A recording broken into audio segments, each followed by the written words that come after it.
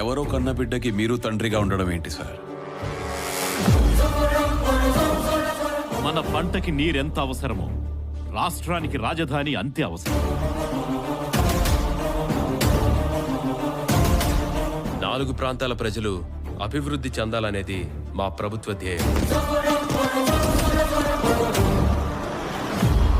ఆ ముఖ్యమంత్రి మన పరాయాలు చేసి పరదాలు కట్టుకొని తిరుగుతున్నాడయ్యా.